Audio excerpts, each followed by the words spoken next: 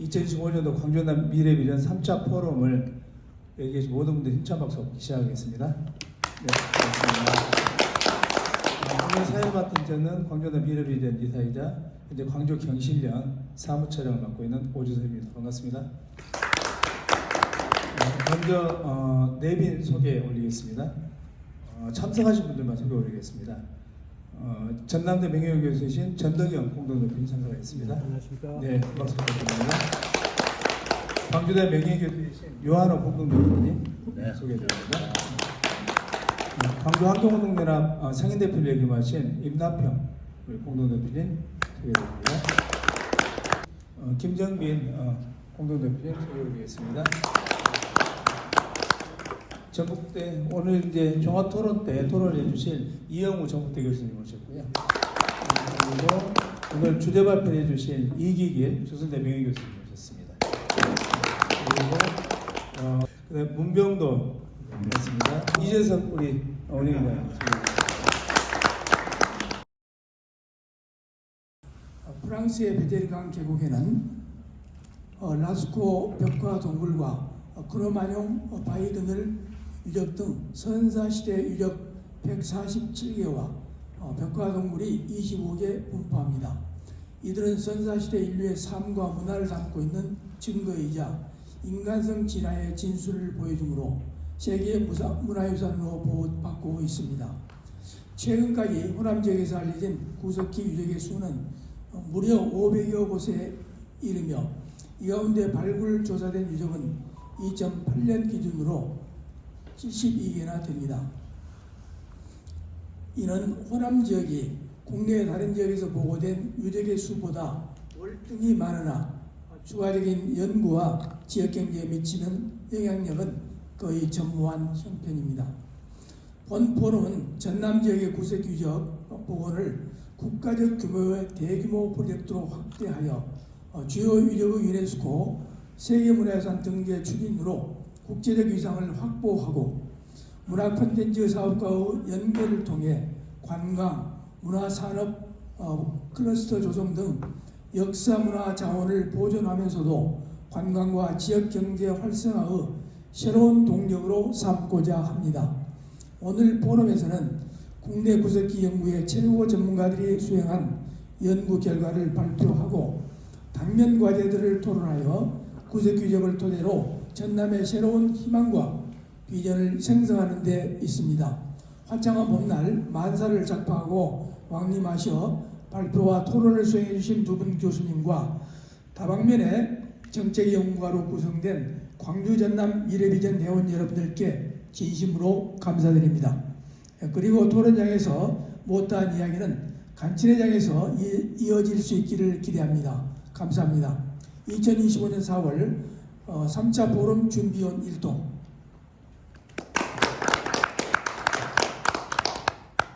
그리고 본 주제 발표는 조선대 명예교수이신 이기길 교수님께서 발표해 주시겠습니다.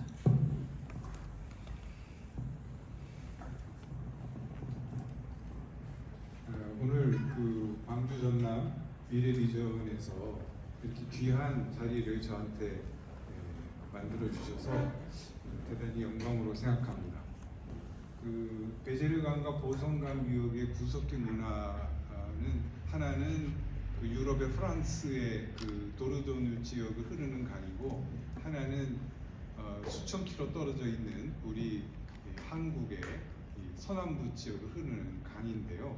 그 두 강에서 조사된 구석기 시대의 유적 유물이 유럽의 구석기 문화를 대표하는 그런 지역이고 또 여기 보성강은 한반도에서 그러한 구석기 문화에 대비되는 아주 중요한 그 유적들이 풍부하게 분포하고 있는 지역입니다. 그래서 두 강을 좀 비교하면서 그게 어떤 점에서 세계적인 가치를 갖고 있는지 특히 우리 보성강의 그 구석기 유적과 유물이 그런 쪽에 포인트를 맞춰서 초점을 맞춰서 얘기를 하려고 합니다.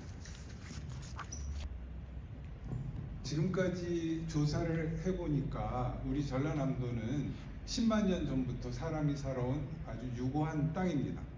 그 여러분 지금 사진에 오른쪽 사진에 보시면 그 산비탈 아래에 그 발굴 작업을 하고 있는 모습을 볼 수 있는데 그 도로보다 저 도로가 일제시대 때 난 신장로예요. 저희가 어디냐면 그 순천시 황전면 중내리라고 하는 곳입니다. 그 거기에 황전천이라고 하는 천이 흐르는데 그 천은 아주 작은 하천이에요. 한 뭐 10여 킬로, 뭐 15, 16킬로 정도밖에 안 되는 하천인데 거기에 중간쯤에 저 중내리 유적이 있어요. 근데 그 중내리 유적을 알게 된 배경은 저 오른쪽에 보시면은 무덤이 있어요. 그 무덤에서 석기 가야 시대 그릇 조각을 찾아서 그리고 청동기 시대 석기 조각을 찾아서 발굴을 하게 됐고 발굴하다 보니까 구석기가 나옵니다. 그렇게 해서 저 왼쪽에 사진을 보시면은 그 위에서부터 그 삼국시대 그릇이 보이고 그 다음에 청동기 시대 유물이 보이고 그 아래 후기 구석기 시대 또 그 밑에 중기 구석기 시대 이렇게 구석기 시대 문화층이 청동기 시대 집자리 아래에서 4개가 발견이 됐어요.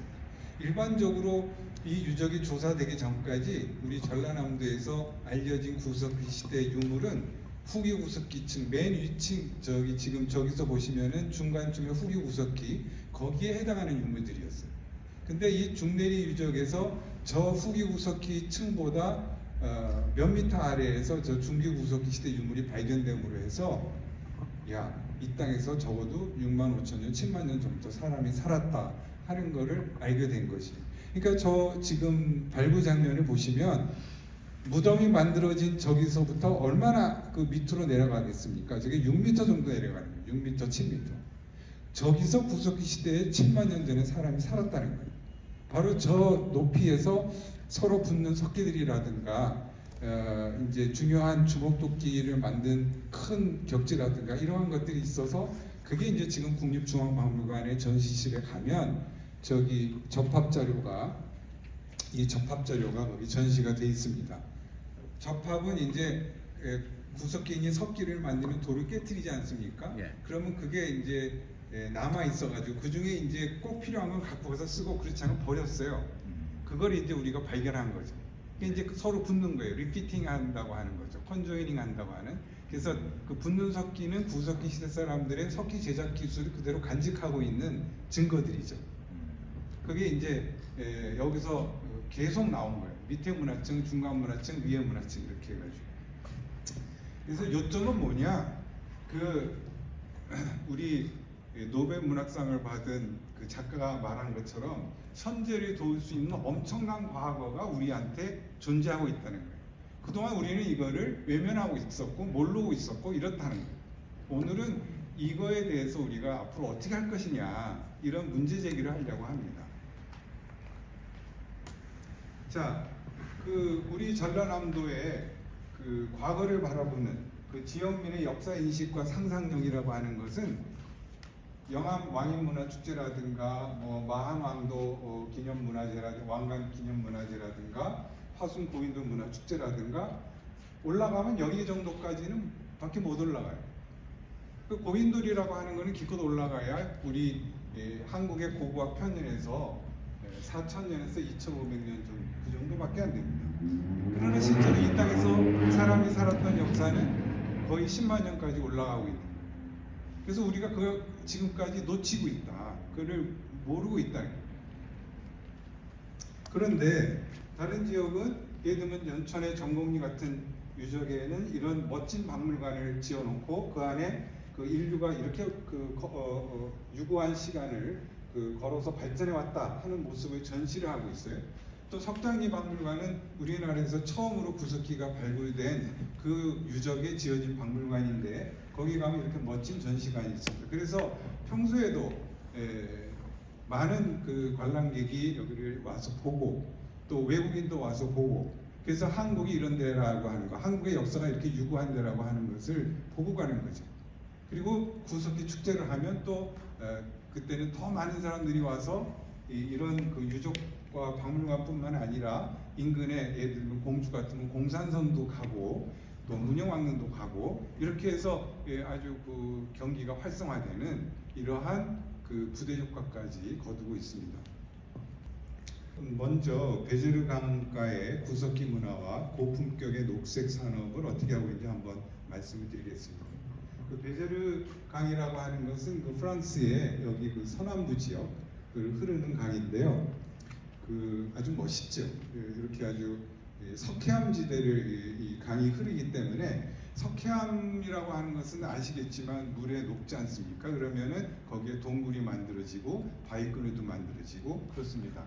이 120km 정도 되는 이 베제르 강이 흐르면서 여기에 동굴들이 많이 만들어지고 거기에 구석기인들은 그것을 살림터라든가 또는 거기에 무덤으로 쓰기도 하고 또는 아주 성스러운 장소로 세리머니를 하기도 하고 이제 그런 증거들이 여기에 잘 남아 있는 거예요. 여러분 잘 아시다시피 크로마뇽 사람이 발견된 유적이라든가 또는 라스코 동굴이라든가 그게 다 여기에 있습니다. 이쪽에. 근데 이 베제르 강의 그런 구석기 유적의 중심이 되는 마을이 어디냐면 레제지라고 하는 마을인데 여기 인구가 1133명밖에 안 됩니다. 이게 소규모 마을이지만 이러한 그 문화의 그 센터 역할을 하고 있어요. 여기에 국립박물관도 있고 뭐 그 주변에 지층 전시관이라든가 또는 공원이라든가 구석기 공원이라든가 그런 것들이 이제 즐비하죠. 자, 이게 그 크로마뇽 사람이 발견된 유적이에요. 아무것도 없지만 여기에 크로마뇽이라고 하는 그 유적이다, 바위끈을이다 해가지고 1868년에 발견됐다. 이거 하나 써붙여놨는데 그걸 보러 오는 거예요. 그거. 그러니까 우리가 구석유적 하면은 뭐 볼 게 뭐 있냐 그랬지만 사실 이런 거 자체가 굉장히 사람들한테 그 시간 여행을 할 수 있는 상상력을 자극할 수 있는 그런 역할을 하고 유럽 사람들은 이제 그런 거를 중요하게 보는 거예요.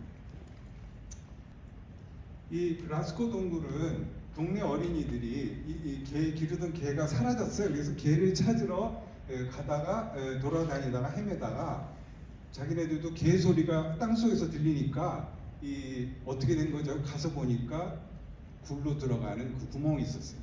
그래서 내려가서 보니까 너무나 잘 그린 그림들이 있는 거예요. 처음에 이거 구석기 시대 아니다. 이게 어떻게 구석기 이렇게 그릴 수 있겠냐. 그렇게 봤지만 결국은 구석기 사람이 그린 거라고 하는 거를 나중에 학자들의 연구를 통해서 이제 알게 됐고 또 여기에는 이런 구석기 사람들 자연 환경을 이렇게 그려진 것뿐만 아니라 당시의 사건도 그림으로 그려놨어요. 여기 보시면 소가 굉장히 그 성난 모습으로 이렇게 머리를 들이받는 이런 장면이 묘사되어 있고 여기 이제 사람이 하나 쓰러져 있는데 가운데를 보면은 그 남성 표시를 해놨어요. 그래서 이 쓰러진 사람은 남자임이 틀림없어요. 그러면 그리고 여기 이제 새가 한 마리 있어요. 이게 도대체 어떻게 된 건가? 자세히 보면 여기 소의 이 배 부분에 이렇게 창자가 터져가지고 배가 터져서 창자가 내려온 게 보여요. 그 옆에 창이 지나가는 게 보여요. 그러니까 사냥꾼이 창 사냥을 하다가 급소를 명중을 못 지키고 엉뚱한 데를 그렇게 바로 죽지 않는 곳을 이제 맞춘 거예요. 그러니까 그 성남 황소가 들이받았죠. 그래서 받쳐서 사실은 이 사람이 사냥하다가 사고를 죽은 거예요. 그래서 그 불쌍하다고 생각해가지고 영원이라도 새처럼 하늘나라로 올라가라고 그 새를 그려놨어요. 그러니까 이것은 그 문자로 된 기록은 아니지만 당시에 구석기 시대에도 일어났던 사건을 그림으로 표시하고 이 사람들한테 어떤 교육적인 메시지를 전달하는 거죠. 사냥할 때 명중시켜야 돼. 잘못하면 너 삼촌처럼 갈 수 있어. 이런 게 이제 이 라스코 동굴에 표현이 되어 있습니다. 여기 그 프랑스와 미테랑 대통령이 이 라스코 동굴 발견 50주년이 되는 해에 와서 1990년에 여기 와서 축사를 하는. 우리 고고학을 하는 사람들은 이러한 그 중요한 유적에 대통령이 와서 이런 축사를 하는 이런 멋진 모습을 보고 싶은 거예요. 이 레제지라고 하는 이 마을과 그 주변은 약 45만 년 전부터 사람들이 살았던 수많은 벽화, 동굴과 또 바위끈의 유적들이 풍부하게 남아 있어서 선사시대 세계의 수도다, 캐피틀이다. 이런 그 명칭, 별칭이 있고요.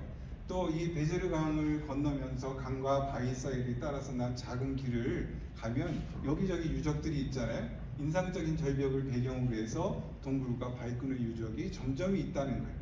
이것은 뭐냐? 선사시대의 로얄 로드다, 로얄 패스다. 그래서 그리고 이제 그런 유적들 사이로 국립천사박물관이라든가 지층전시관이라든가 또 라스코 동굴 유적 전시관, 튀루삭 선사공원, 또 르또공원 이런 그 관광객들이 선사시대의 세계를 체험하고 학습하면서 자신의 뿌리 그리고 시작을 되돌아볼 수 있는 다양한 시설이 갖춰져 있는. 그래서 여기에 이 조그마한 마을 레제지라고 하는 곳에 수많은 관광객이 방문을 하고 있는 겁니다. 이게 그 레제지 국립선사박물관이고요. 또 이게 그 지층전시관입니다. 약 32,000에서 18,000년 그 기원전 이 시기에 퇴적된 그 층인데 여기에 이제 구석기 문화층이 여러 개가 있는 거예요. 그래서 뭐 오리근 아시앙이라든가 그라베티앙이라든가 솔리투리앙이라든가 그래서 약 14,000년 동안에 어떠한 그 문화상의 변화가 있는지를 이 땅 속에 남아 있는 그 유물들과 또 지층을 보면서 이제 볼 수 있게끔. 그래서 여기에 서면은 세월 무상도 느낄 수가 있고 이렇게 오랜 시간에 걸쳐서 우리가 그 발전해 왔다 하는 걸 알 수가 있겠죠. 이거는 라스코 동굴은 발견된 이후에 이제 사람들한테 관광을 볼 수 있게 해줬지만 오픈했지만 문제가 생겼어요. 사람들이 들락날락하면서 벽화에 석회 동굴이니까 이산화탄소 사람이 내뿜는 이산화탄소 때문에 자꾸 그 덮개가 덮였어요. 그래서 이거는 일반한테 공개하면 안 되겠다. 그렇게 해서 공개를 멈추고 그러면 이제 참 어떻게 그럼 이걸 계속 보여줄 수 있을까 고민을 했어요. 그래서 뭘 했냐면 라스코 2라고 하는 게 있었는데 그건 뭐냐 동굴에다가 똑같이 복제를 했어요. 땅속에다 동굴 복제를 하고 거기에다가 이제 벽화도 복제를 하고 해가지고 복원된 걸 이제 보여줬죠. 근데 그것도 이제 지나니까 좀 더 새롭게 만들어야 되겠다 해가지고 지금 요거는 라스코 4입니다. 그래서 다시 아주 멋지게 이 전시관에 짓고 거기에 들어가면은 이제 이런 식으로 시청각실에서 또 보기도 하고 여러 가지 그 벽화의 중요한 장면들을 재현해서 이런 것을 실제 유적은 아니지만 똑같이 느낄 수 있는 그런 데를 만들어 놓은 거예요. 그러니까 이것도 사실은 그 굉장한 기술, 그 다음에 그 앞선 전시 기법 이런 걸 갖고서 적용해서 아주 환상적으로 재현을 해놨기 때문에 보시는 것처럼 많은 관광객들이 오고 있습니다. 이거는 그 구석기 시대의 생활상을 이렇게 군데군데 전시해서 공원으로 만들어놨어요. 그래서 뭐 가족이나 친구나 또는 혼자서 이렇게 걸어다니면서 구석기 시대의 생활상을 볼 수 있는, 체험할 수 있는 그런 곳이고요. 여기는 이제 구석기 시대에 살았던 또 구석기인들이 사냥했던 동물들도 키우면서 그 다음에 거기서 학습, 체험 학습하는 이런 르또 공원이라고 하는 시설도 되어 있습니다. 자, 그러면 우리 보성강 우리 쪽으로 돌아와서 구석기 문화의 보호 보성강에 대해서 좀 말씀드리겠습니다. 보성강은 길이가 한 120km밖에 안 되는 정말 아담한 강입니다. 아담한 강인데 여기 보시면 일림산이라고 하는 제암산 옆에 일림산이 있거든요. 이 일림산에 그 보성강의 발원지가 있어요. 여기서부터 시작해가지고 이렇게 흘러서 보성강 저수지를 거쳐서 그 다음에 주암댐으로 해가지고 압록에서 섬진강에 합류합니다. 이게 한 120km 되는데 이 사이에 구석기 시대의 유적이 86개가 생겼어요. 86개. 저희가 확인한 바로. 그래서 거기서 보성이 어디 있습니까? 보성이요. 보성은 지금 여기입니다. 여기가 보성. 어. 여기가 보성강 저수지, 여기가 주암댐, 주암호, 예, 이렇게 되죠. 그래서 여기서부터 이런 식으로 해가지고 까만 점이 다 구석기 시대 유적이에요. 그 유적들의 그 지층이라든가 거기서 나오는 유물을 보면 약 10만 년 전부터 사람이 사는 증거가 이제 쭉그 켜켜 쌓여 있는 거죠. 이 지금 왼쪽에 장면은 지금 주암댐, 물에 잠긴 주암댐, 거기에서 이제 물이 빠질 때 지금 여기보다 이만큼 물이 빠졌잖아요. 몇 미터 물이 빠졌는데 그때 가서 보면 석기들이 이렇게 드러나 있어요.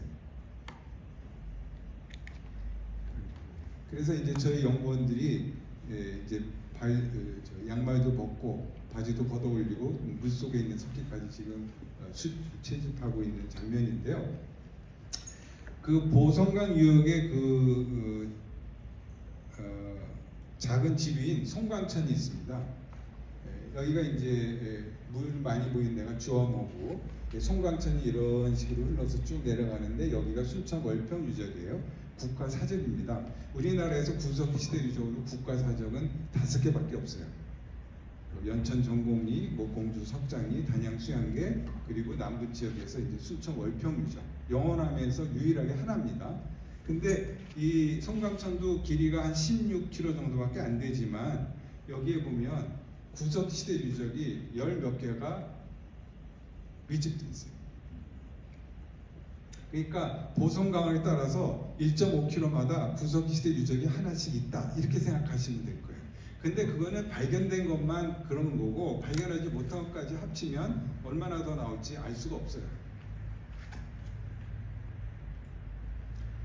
이게 이제 순천 월평 유적인데요. 1995년에 처음 발견했고 98년에 학술 발굴했고 그래서 2000년에 전라남도 기념물 제 181호로 지정이 됐고요. 그 다음에 2001년 발굴하고 2004년에 국가사적이 되고 2005년에 이제 한 번 더 발굴했고 최근에 몇 년 전에 한 번 또 발굴해서 4번 발굴을 했습니다. 근데 이 월평 유적이야말로 국가사적으로 지정된 유적들 중에서도 가장 그 유적의 입지가 정말 궁궐터 같은 그런 입지. 그러니까 공주 석장리 유적이 사적으로 지정이 된 것은 우리나라에서 구석기 시대 유적이 있다. 우리나라도 구석기 시대가 있다. 그런 중요한 그 역사적 사실을 밝혔기 때문에 국가사적이 된 거예요. 그 다음에 전곡유적 같은 경우는 주먹도끼가 나온다. 그 우리가 알고 있는 그 후기 구석기보다 더 빠른 시대에 사람이 살았다고 하는 것 그런 게 이제 인정받아서 또 국가사적이 됐고 그래서 국가사적이 된 유적은 다 이유가 있습니다. 근데 그런 유적들을 비교해 봤을 때 이 월평 유적은 한 7만 제곱미터가 유물이 나오는 그런 대규모 유적인데 입지가 굉장히 구석기인이 어떠한 입지를 선호했느냐 하는 것을 바로 보여주는 그런 유적이에요.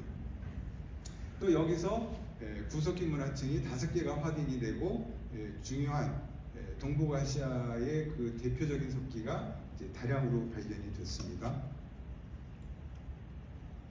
그 다음에 아까 처음에 말씀드렸던 그 중내리 유적인데요. 그래서 중내리 유적 조사라든가 순천 월평 유적 조사를 통해서 어떠한 사회적인 변화가 있었냐. 국사교과서에 우리 구석기 지도가 있는데 그 지도에 순천이라고 하는 점이 찍힙니다. 그 전까지는 전라남도에는 구석기하고는 관계가 없던 땅이었어요. 그러니까 학생들이 교과서에 배울 때 석장리, 전곡리 뭐 이런 데는 배우지만 순천 땅은 없네 이렇게 된 거예요. 그러나 2006년에 그 국사교과서에 우리 그 이러한 조사 성과가 반영이 돼서 순천도 구석기 시대 사람들이 살았던 땅이다 이런 게 이제 됐고 따라서 학생들도 사실은 그런 점에서 역사적 자긍심을 가질 수 있게 된 거죠. 그 장흥신분유적이라고 하는 그 중요한 유적이 있습니다. 이것도 전라남도 기념물인데요. 여기는 이 도로공사 구간에서 구제 발굴을 했어요. 근데 여기에서 이제 한 5,000평 발굴을 했는데 3만 점 가까운 유물이 나왔죠. 그리고 여기에서 나온 유물들과 유구의 특징이 뭐냐 하면 현생 인류의 삶의 모습을 아주 잘 보여주는 곳이에요. 여기서 이제 먼저 우리가 주목해야 될 거는 이런 입지입니다. 그 분지죠. 장경과 단경이 2km 이내인 이런 분지 안에 그 길게 내려간 이런 언덕에 구석기인들이 그 살림터를 정했어요.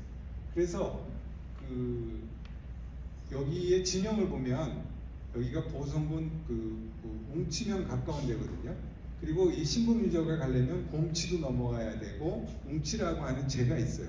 또 그 주변에 보면 호겔이라든가 충넬이라든가 제산이라고 해서 호랑이, 그 다음에 소, 그 다음에 돼지, 그리고 웅치, 곰, 범바이상 이러한 그 소위 맹수들 또 그 큰 짐승들 그런 짐승들로 된 진영들이 많은데 그 얘기는 뭐냐? 곰이 많이 살았다는 겁니다. 근데 곰이라고 하는 것은 그 먹이 사슬에서 꼭대기 쪽에 있잖아요. 그 얘기는 다시 얘기하면 사냥감이 굉장히 많았던 곳이다. 그러니까 구석기인들이 선호한 장소가 어디냐? 사냥감이 많은 곳을 선호했다.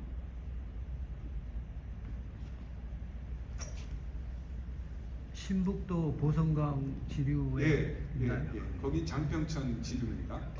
자, 그래서 그러면 현생 인류는 누구냐 했을 때 현생 인류의 바로 전 단계가 네안데탈 사람이고요. 이 네안데탈 사람보다 좀 더 빨리 살았던 사람이 유럽에서는 하이델베르크인이라고 해서 곧선 호모 이렉투스 곧선 사람입니다. 가까이 크로마뇽 사람 그 다음에 네안데탈 사람을 비교해 보면 얼굴 형태도 다르지만 이 체격도 달라요. 체격도. 근데 더 중요한 건 뭐가 중요하냐면 뇌의 구조가 달라요. 자, 이 네안데탈 사람하고 크로마뇽 사람인데 이 사람의 뇌를 분석을 해보면 우리 지금 머릿속에는요 이 뇌가 여러 전두엽이니 축두엽이니 후두엽이 다 있잖아요. 그런 게 사회적 지능을 담당한다라든가 방문적 지능을 담당한다라든가 기술적 지능, 언어, 일반 지능 여러 가지 담당하는 분야가 있어요. 근데 중요한 것은 이 네안데탈 사람 같은 경우는 그 공통 분모가 작아요. 근데 현생인류로 오면은 공통 분모가 많아요. 다시 얘기하면 융복합적인 사고를 할 수 있는 뇌 구조가 되어 있는 거예요. 그러니까 이 시대에 오면은 현생인류 시대에 오면은 이런 여성상을 조각한다라든가 목걸이로 자기를 드러낸다라든가 또는 이 사제 제사를 지내는 제사장이라든가 또는 자연 박물적 기술과 기술적 기능을 통해 가지고 이런 작사를 만든다라든가 이런 복합적인 도구나 물건들을 만들어내는.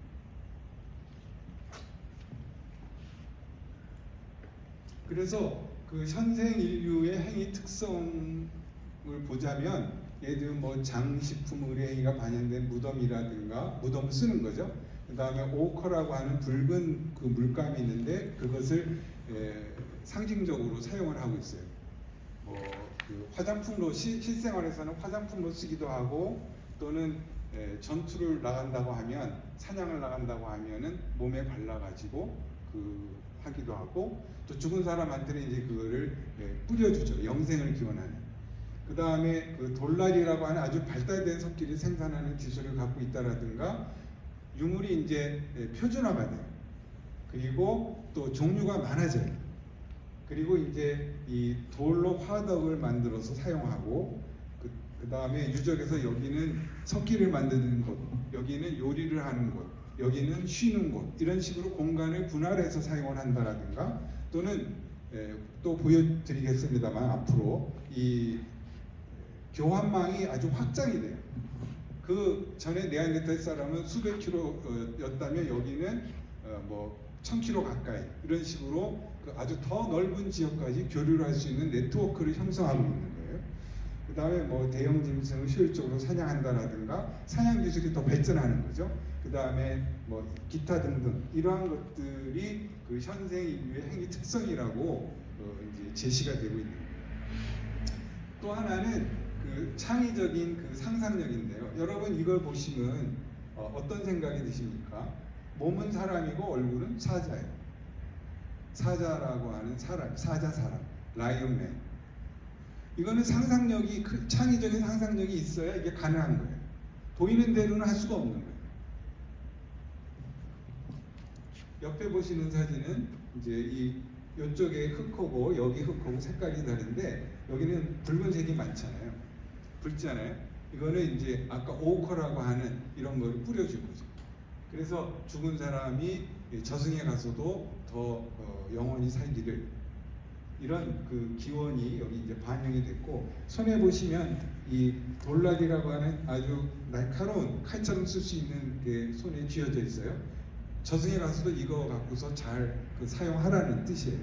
또 여기 보시면 구멍이 있고 여기 뾰족한 것들이 있습니다. 여기도 있고 이거 뭐냐? 그 땅을 투시거나 또는 뭐를 찌르거나 할 때 쓰는 그 골각기라고 하는 거죠. 그래서 죽은 사람한테 그 사람이 쓰던 그런 그 유용한 도구들과 또 그 영생을 기원하는 이런 그 흙을 뿌려주는 이러한 것들을 할 수 있는 사람이 바로 현생 인류였습니다.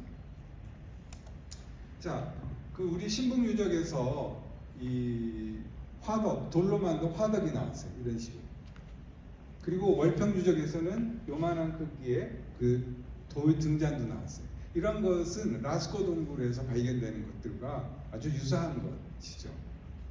그래서 그 구석기인들이 이런 오늘날 부엌 시설을 만들어서 한 곳에서 요리를 해 먹고 여기에서 몸도 따뜻하게 하고 또 중요한 것은 둘러앉아서 음식을 나눠 먹으면서 대화를 하는 거예요. 그러니까 오늘 어떤 일이 있었다. 그러면 내일은 뭐를 준비해야지? 이러한 것들이 가능한 공간이 바로 이 돌 화덕이죠. 지금은 덩그러니 불탄 돌만 남아 있지만 사실은 그 주위에 사람들이 이런 식으로 옹기종기 모여가지고 노래도 부르고 뭐 파티도 하고 그랬을 거예요. 자, 그 다음에 구석기 사람들도 그 비도 피하고 추위도 피하고 이런 집이 필요했어요. 그랬을 때 이렇게 나무를 잘라서 세우고 그 다음에 가죽으로 둘러치는 이런 막치부이라고 하는 걸 짓는데 이런 것을 지을 때 필요한 도구가 바로 간돌도끼나 뗀돌도끼입니다. 이게 신북유적에서 이제 나왔어요. 그래서 그런 걸로 집도 짓고 또 하나는 이 카약이라고 해서 배 도항을 할 수 있는 배도 구석기인들이 이러한 도구를 이용해가지고 만들었다고 지금 보고 있습니다. 여기는 그 돌덩이에서 도구를 만들어낸 구석기의 공방인데요.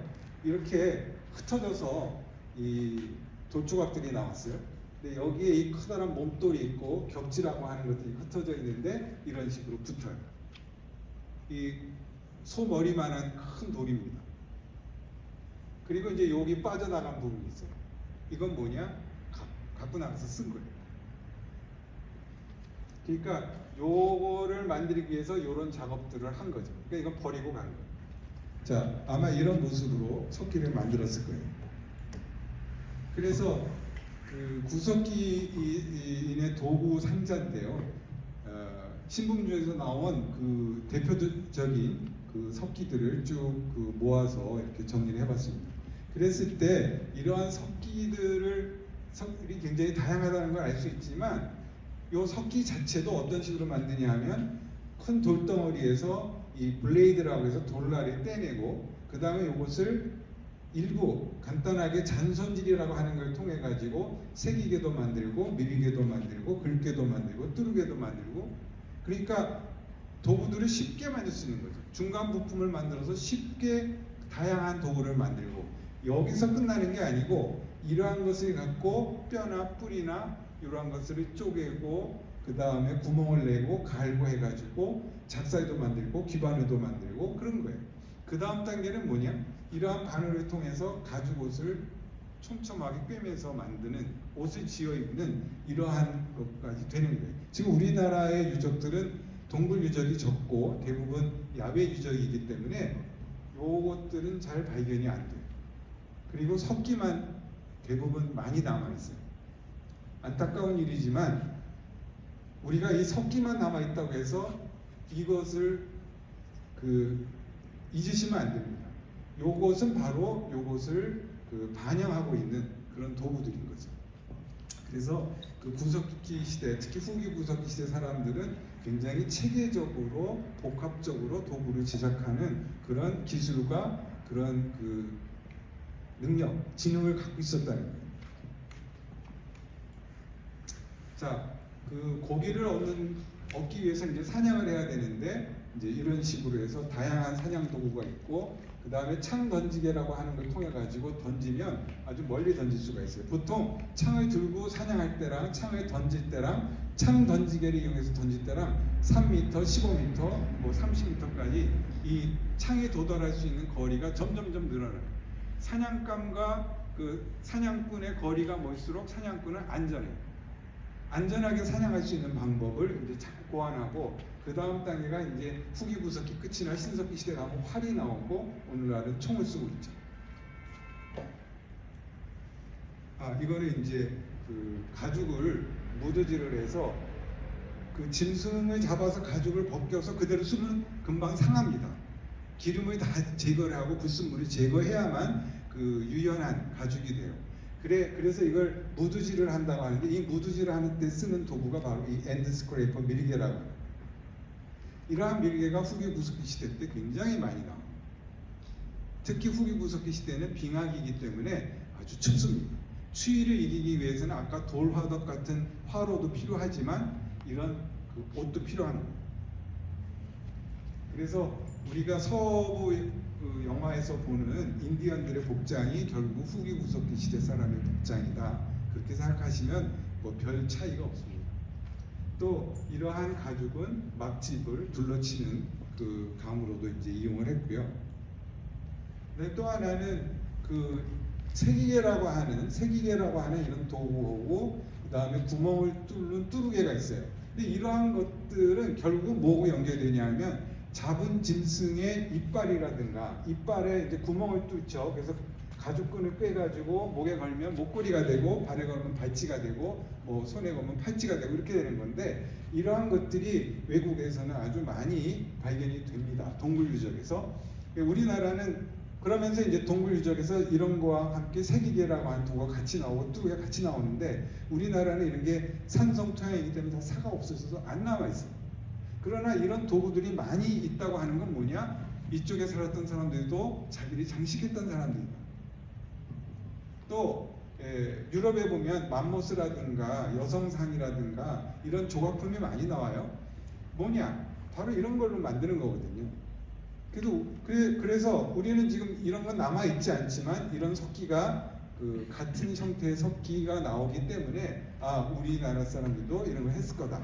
그 예 중에 하나가 뭐냐? 이건 돌이에요.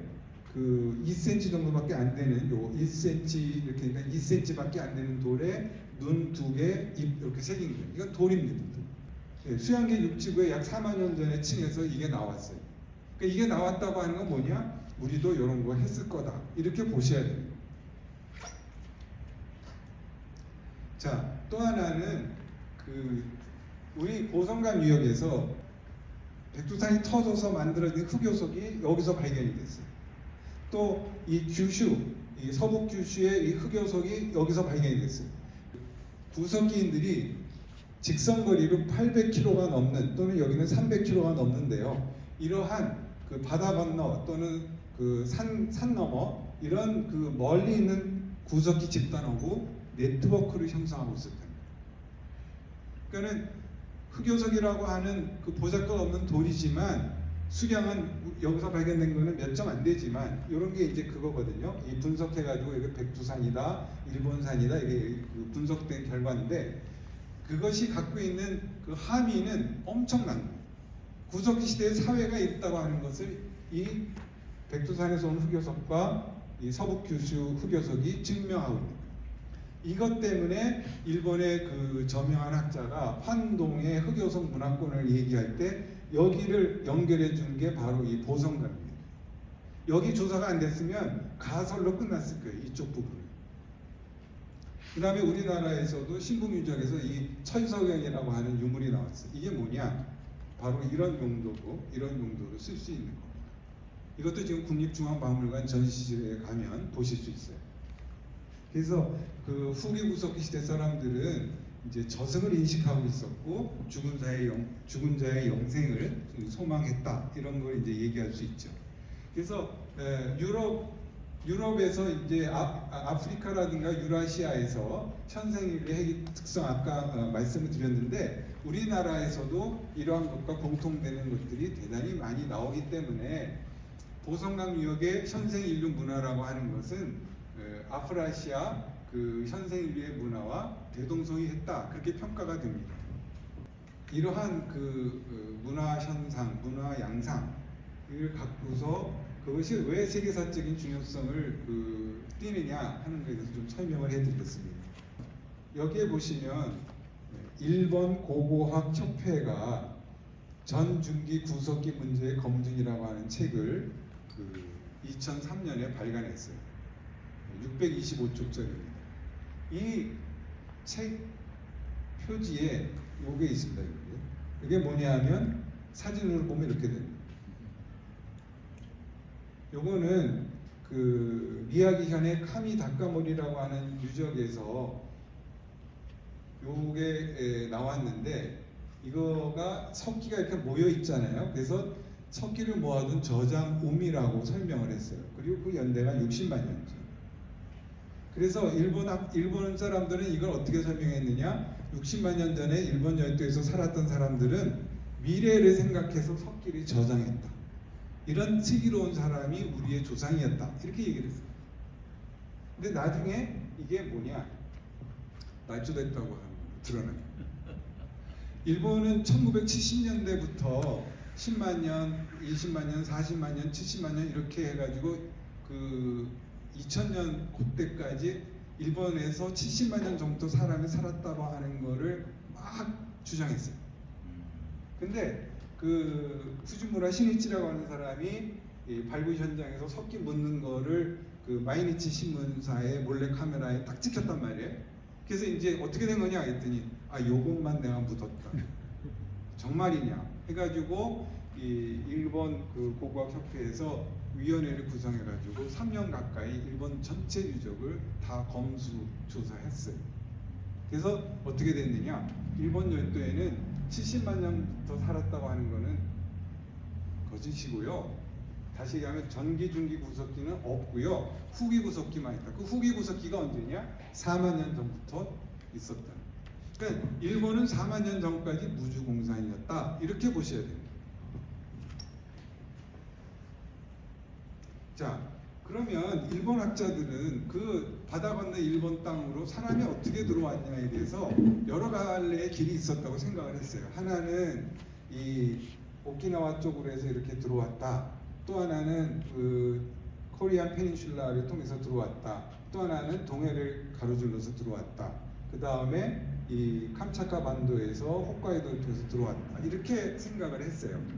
실제로 이거는 입증이 되는데, 그래서 현재 그 많은 일본 학자들은 어떤 생각을 하고 있냐? 대체로 이 한반도를 통해서 일본으로 먼저 사람이 들어오고, 그 다음에 시베리아에서 홋카이도를 통해 가지고 들어왔던 이 두 가지가 이제 시차를 따로따로 해서 이제 들어왔다고 보는데, 이제 가장 이 얘기를 잘 정리하신 분이 누구냐면 안비로 마사오 그 교수예요. 메이지 대학 교수인데, 이분이 그 일본 열도 구석기 시대 사람의 그 계통이 어떻게 되느냐 했을 때 약 4만 년 전에 그 처음 이주했다는 거예요.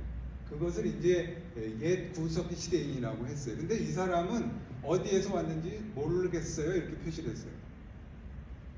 그 다음에 29,000년 전에 어떻게 됐느냐? 새로운 이주가 있었다는 거예요.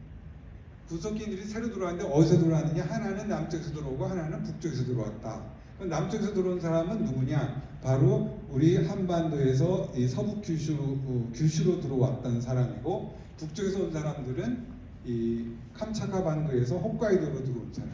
그래서 남의 구석기 시대인이 있고 북의 구석기 시대인이 있는데 약 18,000년 전 이후에 형성이 되는 원 일본 열도인, 오늘날 일본 열도에 살고 있는 사람의 뿌리가 어떻게 되느냐? 바로 이 구이주자하고 이 남쪽에서 온 이 사람이 합쳐서 됐다는 거예요.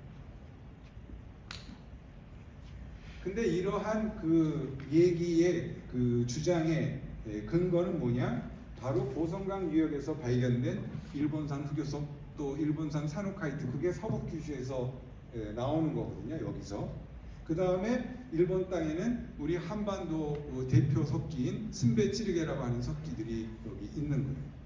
그래서 그걸 통해 가지고 이 양반은 약 29,000년 전부터 한반도 남부에서 이제 사람이 왔다, 그렇게 본 거예요. 저는 어떤 생각을 하냐면 29,000년 이후에 일본 규슈로 진출한 중국은 명백하죠. 명백해. 그렇지만 첫 이주자, 일본 열도의 첫 이주자는 누구냐? 그 사람들도 한반도에서 갔다고 보는 거예요. 이유는 보성강과 낙동강 유역에서 보고된 구석기 유적의 연대가 지금 10만 년까지 올라가요. 두 번째는 4만 년 전이나 29,000년 전이나 대한해협을 포함해서 한국과 일본 사이에 사람의 이동을 가로막는 조건은 별 차이가 없는 거예요. 그 다음에 일본 열도의 석기 종류와 양상이 어느 지역보다도 우리 한반도의 석기하고 비슷해요. 그래서 4만 년 전에 들어간 사람도 우리 남부 지역에서 갔을 거라고 저는 생각을 하는데, 그 이후 역사 시대 왕인 박사가 외의 선진 문물을 전달한 것은 그 양반의 독창적이라는 것보다는 이 구석기 시대부터 형성되어 있는 이런 채널을 통해 가지고 그것이 이어져서 그 연장선 상에서 이루어진 일이라고 저는 생각을 하고 있습니다. 그 아프리카에서 그 처음 현생 인류가 기원하거든요. 이 동아프리카에서 약 19만 5천 년 전에 우리의 얼굴이나 우리의 신체 구조와 같은 사람이 여기서 발견이 됩니다. 여기서 살았어요. 근데 그 사람들이 언제 아프리카 밖으로 나가냐 하면 약 11만 년, 10만 년 전 그때쯤 여기로 나갑니다. 근데 여기까지만 나갔지 더 안 퍼졌어요. 그 이후에 6만 년쯤 됐을 때 이 유럽이라든가 또는 아시아라든가 해가지고 쭉 퍼져요. 그래서 5만 년쯤 전에 호주 대륙으로 들어가요. 이 바다를 항해해서 들어가요. 그 다음에 또 하나는 잘 아시다시피 약 2만 년쯤 전에 이 베링 해협을 통해서 이런 식으로 아메리카로 쭉 들어와서 남아메리카까지 가요. 바로 그 5만 년하고 2만 년 사이에 어떤 일이 있었냐? 한반도에서 무주공산 일본 열도로 4만 년 전에 사람들이 들어가요. 이게 세계사적인 사건이고 한반도도 그 주인공이었다고 해요. 이런 그 인류의 그 확산이라고 하는 것은 어떤 게 원동력이냐? 사람이 갖고 있는 탐험심이라든가 또는 개척정신, 이것이 아니었으면 이렇게 무주공산으로 그 소위 처녀지로 그게 있었기 때문에 들어갔다, 이런 겁니다. 그래서 보성강 유역에 우리가 그 평가를 할 때 그 탐험심이라든가 개척정신이라고 하는 것을 우리가 높이 사야 되겠다, 저는 그렇게 생각합니다. 자, 보성강 유역은 10만 년의 인류사를 보여주는 유적과 인물이 풍부하게 남아 있어서 한국 선사시대 세계의 중심지로 볼 수가 있고요. 또 한국 남부의 구석기는 무주공산이었던 일본 열도를 개척하고 한일 간의 문화교류에서 핵심적인 역할을 했습니다. 여기 이제 이 스베찌르게라고 하는 게 한국의 대표 성수인데, 일본 규슈에 가면 29,000년 이후에 이 스베찌르게가 이렇게 많이 퍼집니다. 또 우리나라에서 지금 후기 구석기 유적에서 그 일본 서북 규슈에 있는 흑요석이라든가 산호카이트라고 하는 석기가 발견이 되는 거죠. 이거는 그 돌이 걸어올 수는 없잖아요. 누군가 갖고 왔지. 바로 구석기인들이 교류를 했다는 거죠. 그리고 그 교류는 상당히 호혜적인, 적대적이지 않는 호혜적인 그런 교류였다는 거예요.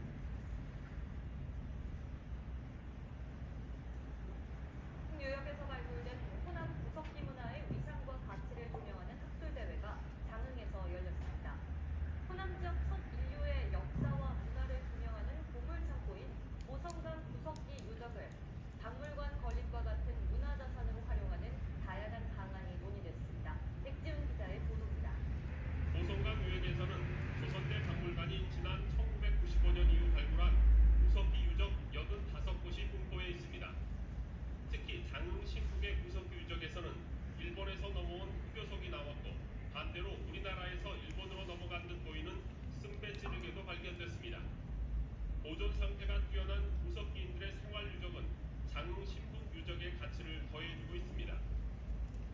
제3의 인류가 어떻게 이동해 왔을까 그 과정 자체를 알 수 있는 문제이기 때문에 그게 우리 민족사를 이해하는 데나 또는 이제 국제적으로 이게 동아시아 쪽에 사람이 어떻게 구석시대에 이동했을까를 이해하는 데 굉장히 중요한 요적이라고 생각합니다. 정리하자면요, 지금 이러한 인류사 또는 그 구석기 시대의 그 문화 자원이 있는데 이러한 것을 어떻게 하면 좋겠는가 했을 때 우리 광주 전남 미래 비전에서 한반도 인류사 보건 및 문화경제 클러스터 조성 국가 프로젝트를 하는 게 어떻게 했느냐, 이것이 여러 면에서 의미가 있다고 이제 같이 공감을 했는데요. 그래서 저는 그거를 좀 달리 표현하면 5,000년에서 10만 년 역사로라고 하는 이런 단어로 표현을 하고 싶고요. 지금까지 보신 것처럼 구석기 시대 유적은 선사시대 세계와 인간성 발현의 역사를 체험할 수 있는 보고고, 또 구석기 문화는 인류학, 민족학뿐 아니라 인류의 교류사적 측면에서도 탁월한 보편적 가치를 지니기 때문에 세계문화유산도 등재도 되고 하지요. 보성강 유역은 보신 것처럼 이렇게 쭉 돼 있어서 구석기들의 낙원이고 한반도 구석기 문화가 꽃을 피운 중심지이며 무주공산이었던 일본 열도로 인류의 이주와 문화교류 면에서 본향의 역할을 하였습니다. 그럼에도 관련된 내용이 인류학, 민족학, 제4기학 등 고고학과 연관된 많은 분야와 융복합적인 연구로 심화되지 못하였으며 문화산업의 콘텐츠로 대단한 가치가 있음에도 거의 활용되지 못하고 있습니다. 이 프로젝트는 선사시대 인류사를 대상으로 해서 관광 및 경제 활성화를 최우선 목표로 하고 주요 유적의 세계문화유산 등재 추진, 문화적 가치를 창출하는 연구 수행기관, 국립인류사 융복합연구원, 그리고 그것을 홍보하고 교육하는 선사 전문 박물관, 또 체험하고 즐기는 선사 테마파크 등의 건립을 포함을 합니다. 이 사업은 구석기인이 풍부하게 남겨놓은 유적 유물을 소재로 전남 남해안 중앙권의 인류사와 자연사를 종합한 문화 관광 벨트를 육성함으로써 지역 소멸을 극복하면서 동시에 세계적인 명소를 창출할 수 있는 방안이라고 생각합니다. 이 사업의 정치 사회적 기대 효과로는 국가 정체성 확립, 특히 일본과의 역사 논쟁에서 우위를 선점할 수 있고, 역사 유산의 미래 자원으로 전환하면서 지역과 세대를 아우르는 사회적 통합과 역사적 자긍심, 고취, 국가 균형 발전의 모델 제시, 즉 지역 주민이 주도하고 정부가 적극 지원함으로써 성공적인 지역 발전, 그리고 문화 산업의 새로운 성장 모델이자 지역과 국가가 함께 도약하는 미래 비전 실현 등이 있습니다. 그래서 그 보성강변에 예를 들면 이런 연구원이라든가 또는 파크라든가 또는 그 체험 교육장이라든가 또 지층 전시관이라든가 이런 그 유적 전시관 이러한 것들이 이제 들어서면 역사적 가치 보존이라든가 국가 정체성 확립과 관광 경제 활성화에 기여할 것이라고 생각이 됩니다. 네. 이상으로 마치겠습니다. 감사합니다. 지난번에 예. 같이 저 질문 잠깐 받겠습니다. 제가 질문. 예.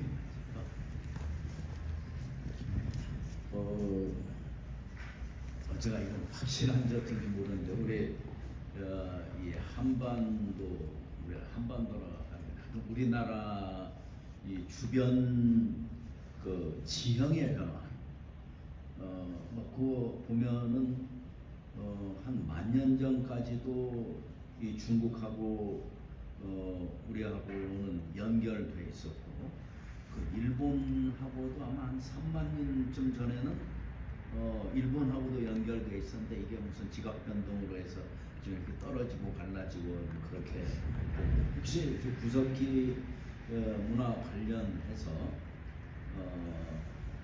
가령 저는 하여튼 인류의 이동이라고 하는 것은 처음 출발점부터 시간의 흐름에 따라서 계속 이제 더 멀리 가는 거라고 보고 보면은 아마 이 저쪽 어디 중국이나 저기 아니면 중앙아시아나 이쪽하고 해서 뭐 이렇게 개통적으로 쭉 우리 보성강하고 그다음에 일본의 규슈 쪽하고 연결되는 뭐 이런 게 하나의 흐름으로 좀 보일 것 같은데 그 생각 어떻습니까? 이게 네. 만약에 육지가 연결돼 있었다면은 네, 네. 그냥 아주 가볍게 넘어갈 수 있었을 것 같고요. 네. 그러니까 이제 그 구석기 시대는 사냥 채집으로 이동하는 생활을 했다 해서 그 이동이라고 하는 거. 근데 또 하나는 뭐 징기스칸의 사례에서 보듯이 유목민이 그 저기 말을 타고서 뭐 아주 세계를 휩써버리는 이런 걸 생각하기 때문에 사람들이 아프리카에서 나온 사람이 뭐 계속 퍼져가지고 갔다 이렇게 생각을 하는데, 근데 거기에 대해서 이제 그 중요한 연구 성과, 참고할 연구 성과가 있어요. 그게 뭐냐 하면 일본에서 그 흑요석 연구를 많이, 원산지 그 연구를 많이 합니다. 왜냐하면 일본은 아시다시피 화산지대이기 때문에 여기저기 화산이 있고 화산이 있으면 흑요석이 나와요. 그래서 일본도 홋카이도를 중심으로 하는 그 중요한 흑요석 원산지가 있고, 그 다음에 혼슈의 중앙부에도 또 흑요석 원산지가 있고, 큐슈에도 있고, 그거 외에도 중소규모로 해서 많은 흑요석 원산지가 있는데, 그걸 일본 학자들이 유적 발굴하면서 흑요석 나온 거에 전수 그 과학 분석했어요. 그래서 그 분포, 그 원산지에서 얼마만큼 퍼지는지를 다 매핑했어요. 보통 그 뭐 많은 거는 400km도 가고 뭐 아주 먼 거는 지금 우리 사례에서 보듯이 800km도 가고 하지만 일반적으로는 200km 반경. 그 얘기는 뭐냐, 구석 시대라고 해도 그 당대 사람들이나 뭐 수대에 거쳐서라도 사람들은 100km, 200km 반경 내에서 크게 이동해야 그렇게 하지. 예를 들면 뭐 여기 살던 사람이 당대에 시베리아 가서 살고 뭐 중국 가서 살고 이렇게는 안 한다는 거예요. 예. 그러니까 바운더리라는 게 한정돼 있고 그 안에서 이동 생활을 하는 거죠. 그 안에서. 왜냐하면 농사를 지으면은 어떤 제약이 있냐면 씨를 뿌려야 되는 계절이 있어요. 그 다음에 추수해야 될 계절이 있어요. 그러니까 사람이 그 묶여요. 시간에 묶이는 거예요. 봄에 반드시 뿌려야 되고 가을에 추수해야 되니까 어디 갈 수가 없어요. 그러니까 정착 생활을 해야만 되는 거예요. 그럼 정착 생활을 하면서 어떻게 식량을 1년 내내 먹을 수 있는 걸 확보해야 되느냐, 그런 것들을 다 조합시켜서 이제 나타나는 현상이 정착 생활이 되는 거고, 구석기 시대는 그 식량 확보를 돌아다니면서 하는 거죠. 돌아다니면서. 그러나 그거는 한계가 있다. 이 큰 바운더리는 정해져 있다. 그런 말씀입니다. 그러니까는 보성강역에 살던 사람들은 되게 상류, 중류, 하류 왔다 갔다 뭐 크게 보면 뭐 그런 정도였을 거예요. 그리고 과거의 지형 변화가 어땠냐고 말씀하셨는데, 중국하고 우리는 황해 평균 수심이 44m밖에 안 됩니다. 근데 빙하가 아주 추위가 심했을 때는 보통 가장 심했을 때 120m, 어떤 사람은 140m까지 낮아졌다고 해요. 그럼 완전히 이건 땅이죠. 육지죠. 연륙이 되는 거죠. 근데 10만 년 이후에 그 바닷물 높이를 보면 대개 60m, 70m가 내려가요. 지금보다. 10만 년 이후에 지금까지 한 저기 만 몇천 년까지 보면 60m 정도가 낮아요. 그러면 서해의 대부분은 군데군데 섬처럼 있고 육지라는 거예요. 예. 그러니까 지금 오히려 그렇기 때문에 제주도가 저는 중요하다고 생각을 하고, 또 이 우리 남해안 쪽 이 전라남도가 중요하다고 보는 거예요. 왜냐하면은 그 포스트가 될 수 있기 때문에. 그리고 일본어고는 일본 학자들이 대한해역을 다 저기 코어링을 했어요. 그래서 중요한 얘기가 뭐냐면 육지 퇴적이, 육상 퇴적이 없다고. 그러니까 일본어고 우리는 그 붙은 적이 없어요. 예, 최소 가까워진 적은 있지만 붙은 적은 없어요. 어느 정도 가까워졌느냐? 한 16km, 뭐 지금 지브롤터 해협 같이 그 정도 가까운, 아주 추웠을 때. 물론 이제 굉장히 추우니까 얼음이 많이 있을 거예요. 얼어서 이제 그거를 이용해서 걸어갔을 수도 있지만 배를 타고 갔다고 그리고 도항 기술이 있다고 하는 걸 인정을 해야만 돼요. 왜냐하면 오스트레일리아로 들어갔기 때문에 5만 년 전에. 예, 좀 토론을 끝나면 다시 또 추가적인 질문을 받겠습니다. 예. 다음으로 전북대 이영무 교수님의 토론이 있겠습니다. 네, 안녕하세요. 저 이영우입니다. 지금 선생님께서 해주신 걸 보니까 선생님 퇴임 이후에 더 공부를 많이 하시는 것 같아요.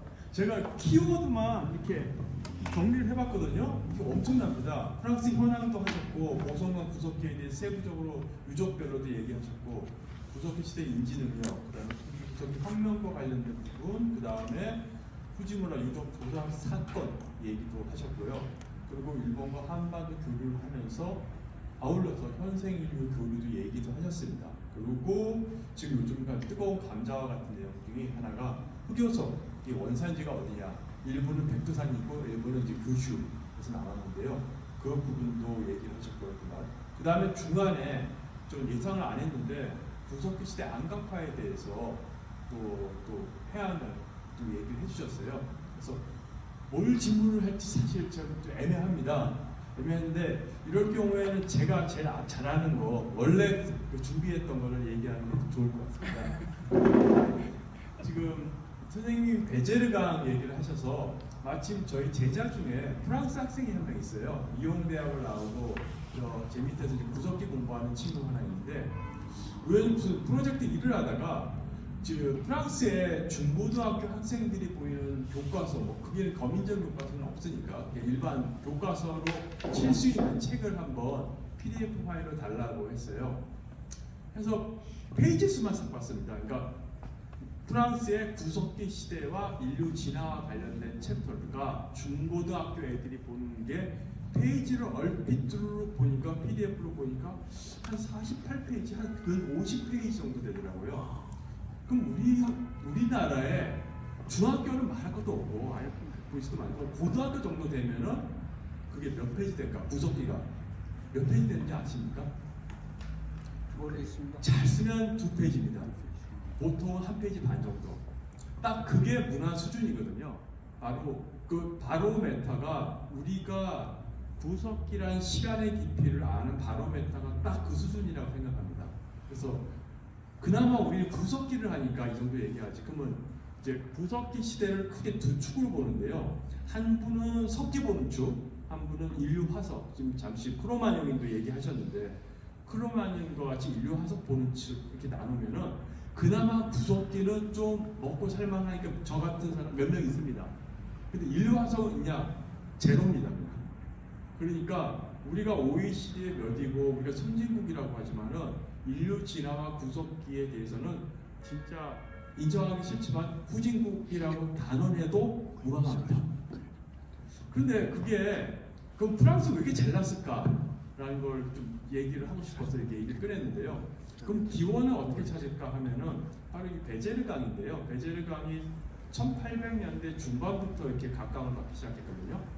근데 각광을 받기 시작했다는 뜻은 그 전에 밑밥 작용을 했으니까 각광을 받을 수 있는 거거든요.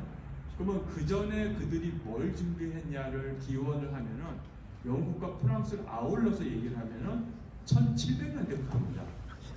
그 대표적인 사례가 제가 전공하는 석기인데요. 주먹도끼와 같은 석기인데 1500년대, 1600년대에 영국과 프랑스에서 그런 석기를 발견하고 마침 영국이나 프랑스는 르네상스라고 하는 멋진 시간이 있었었죠. 그리고 그 당시에 제국주의가 발돋움하기 전에 바로 대항해 시대가 있었고 그 다음에 또 하나 가장 멋진 홈런을 때리는 것이 이 계몽주의 시대라는 게 있었죠. 그런 시기를 거치면서 학회라는 것이 만들어지죠. 이런 포럼도 만들어지고요. 그러면서 그 석기를 바로 지질학을 관심 있는 사람, 예술에 관심 있는 사람들이 이런 식으로 포럼에서 학술 단체를 만들고 학술지를 발간을 하게 됩니다. 그게 언제 실리게 되냐면 1700년대 말, 1800년대 초에 이미 굉장히 많이 실리게 돼요. 근데 한편은 우리는 그런 자료가 있을까를 찾아보면 석기에 대한 자료를 찾아보면 우리도 있습니다. 세종실록에도 나오고요. 그 다음에 광해군 일기에도 나오는데 뭐로 얘기하냐면은 좀 부끄럽지만 그걸 약재로 생각을 했습니다.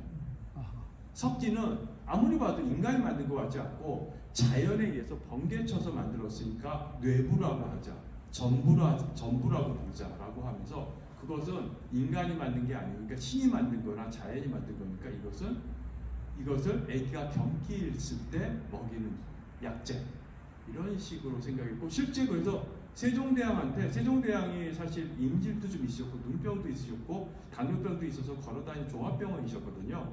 그래서 진상품으로 올립니다. 그래서 제가 알기에는 이제 저도 그 실록에 보면 사실 우리나라 성씨 없는 사람들이 많다는 걸 많이 느끼는데요. 강계 사람 누구 아무개 근데 이 성이 없습니다. 하층민들이니까 올려가지고 그 석기를 올리니까 진상에 대해서 고맙다라면서 명포 몇 피를 하사한다 이런 문구가 있어요. 그러면 영국이나 프랑스는 그런 경험 안 했을까요? 했습니다. 거기서도 이런 문구가 나옵니다. 석기를 딱 보고 이 석기는 인간이 만든 게 아니고 신이 만든 거니까 옆에 우유에다 놔두면 우유가 썩지 않는다. 진짜 문구에 나옵니다. 뭐 덴마크라든지 이런 부분에서. 시작은 그랬습니다. 1500년대에 똑같이 이것은 인간이 만든 게 아니라 너무 신기해. 근데 영국과 프랑스는 아까 말한 그런 르네상스랑 계몽을 거두면서 바로 지금 말하는 레제지라고 하는 그 작은 마을 그래서 모는 크로마뇽이를 바로 자기네 역사로 알고 주먹도끼를 자기네 역사를 알게 되는 거죠. 그러면서 가장 핵심적인 건 뭐냐면은 시간의 깊이를 알게 된 거죠. 그전까지 그럼 우리의 과거는 뭐냐라고 하면은 사실 왕조 시대에는 사실 애매하죠. 그렇지만 구체적으로 몇만 년, 몇십만 년 단위라는 시간의 단위를 알게 되는 계기가 바로 지금 프랑스의 이 하천, 또 프랑스의 마을 그 레제지에 시작된 거죠. 그럼 우리의 과거가 뭐냐 했을 때, 뭐 그쪽도 마찬가지였거든요. 그럼 성경에서 찾아볼 수밖에 없냐? 그냥 가장 믿을 수 있는 텍스트는 오직 성경이니까 성경을 우리가 역산을 해보자. 그러면은 이게 아마 이 지구가 한 6,000년 됐을 거예요. 실제로 그랬습니다. 어셔 대주교라는 분이 실제 그런 식으로 언급을 하셨거든요. 근데 바로 이런 석기 찾는 사람들이 석기 화석을 했던 골동품상 같은 사람들이 바로 아니다. 우리의 과거는 그거보다 더 오래됐다. 실제로 그렇게 학술을 통해서 알면서 그럼 언제? 10,000년은 더 됐어. 언제? 10만 년, 20만 년 가면서 시간의 깊이를 알게 된 거거든요. 그래서 사실 그 시간의 깊이가 레제 여기 이 프랑스에 이제 저는 오히려 관심 있는 게 북부에 있는 쏨강인데 주먹도끼가 많이 나오니까 제가 전공이 주먹도끼니까 쏨강을 보면은 그 사람들은 아마 시간의 깊이를 다른 사람이 못 느꼈던 시간의 깊이를 알아가는 과정이 아니었을까라는 생각이 듭니다. 그리고 그 과정에서 사실 여러 유적이 있었는데 또 제가 또 관심 있게 보는 라스코 동굴 같은 경우도 사실 앙리 브루엘이라고 하는 신부님이 발굴하셨거든요. 그러니까 앙리 브루엘 신부님은 살짝 이렇게 나오셨는데 아까도 그 경계선에 있었습니다. 성경적 세계관에서는 이것은 믿지 못하는 얘기고 실제 고고학적 사실에서는 분명한 과거인데 그 중간에서 신부님인데도 불구하고 바로 과학적 세계관으로서 설명하게 된 거죠.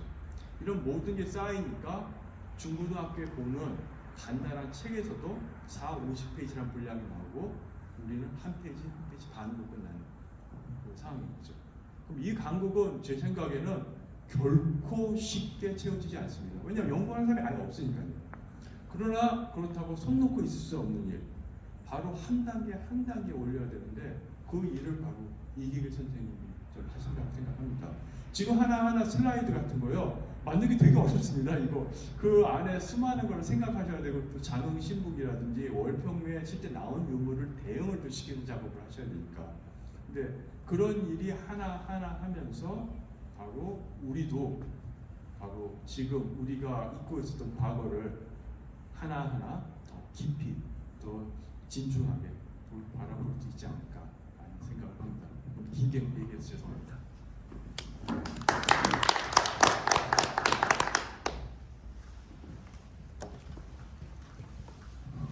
예, 질문 있어가지고. 이영호 교수님께서 질문을 드렸는데 앉으시죠. 그 아까 석기 전공이라고 말씀하셨잖아요.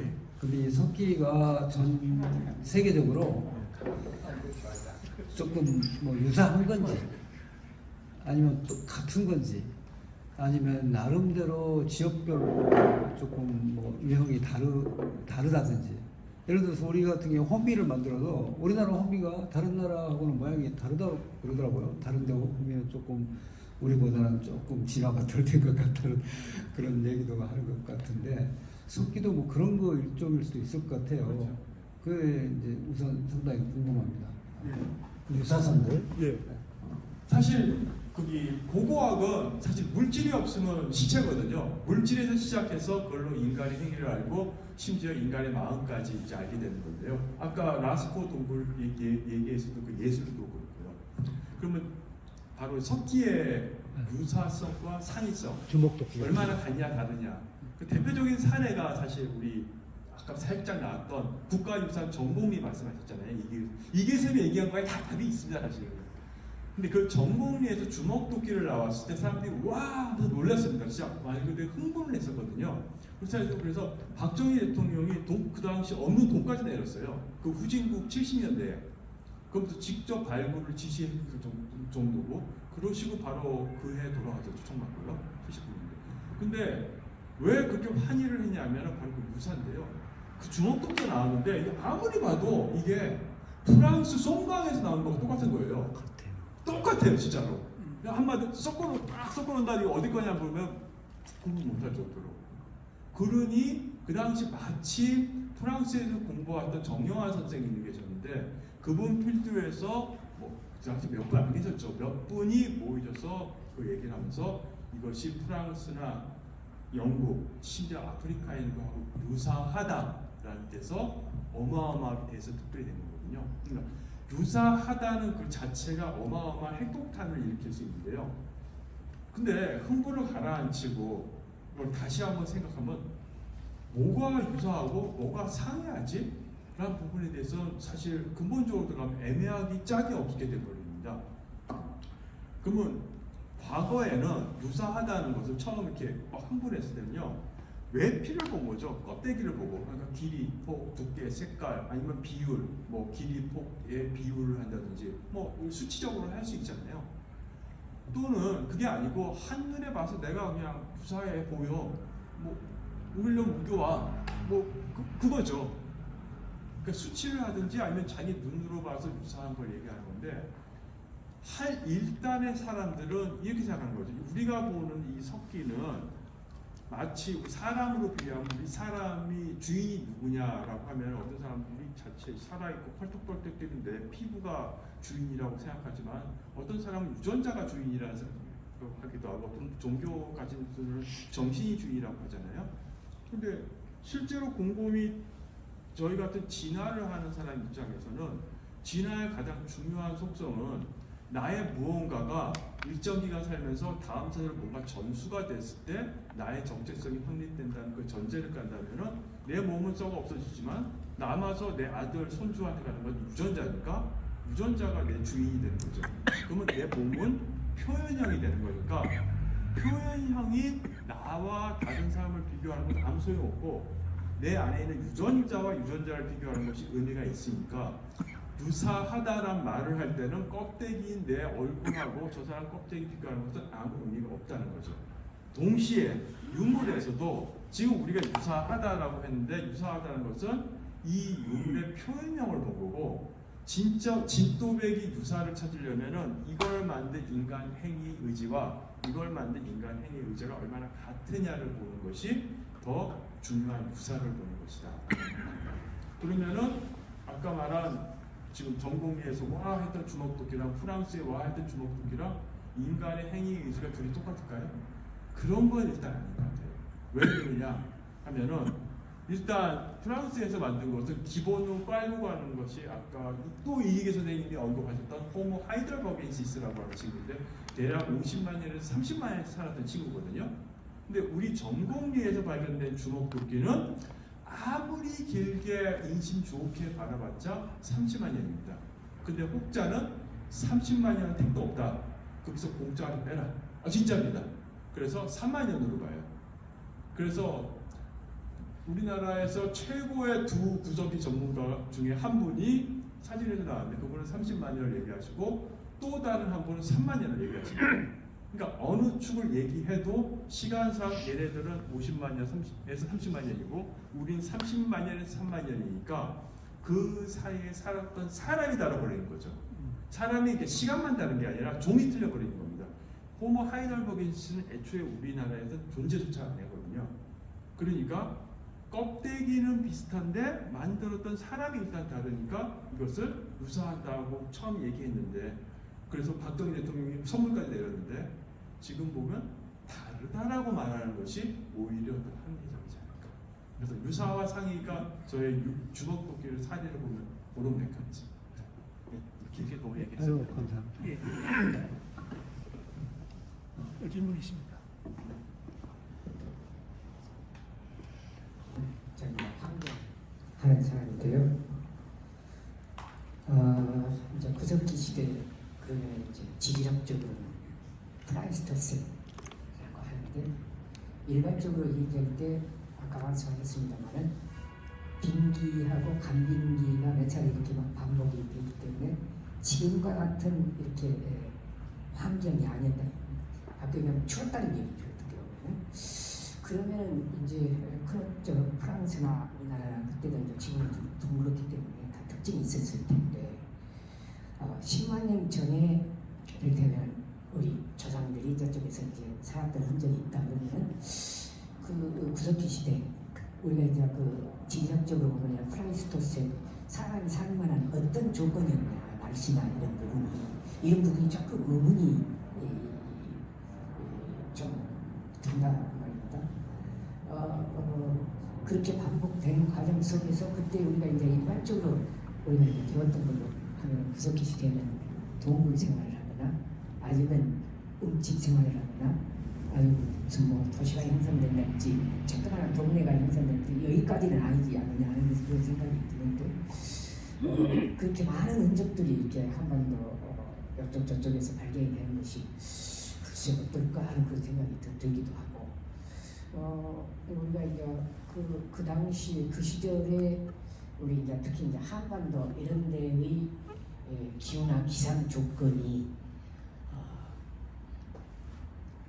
어떤 조건이었느냐. 또 그때는 우리가 지금과 같은 농업 구조를 가지고 있지 않는 걸로 물론 이제 중석기가 있고 구석기가 있고 막 그럽니다만은 그런 걸로 알고 있습니다만은 농업을 이렇게 농경을 했달지 이런 구조는 아닌 걸로 저는 약간 뭐 좀 이해를 하고 있고 뭐 중석기 거쳐서 신석기로 오면은 이제 우리 한 만년 지금 이제 홀로스에 오면서 이렇게 동네가 형성이 되고 이런 것으로 생각이 되는데 10만 년 전이다 그러면은 그런 부분하고 연관을 해서 한번 좀 설명을 해주시면 좋겠다는 생각이 좀 듭니다.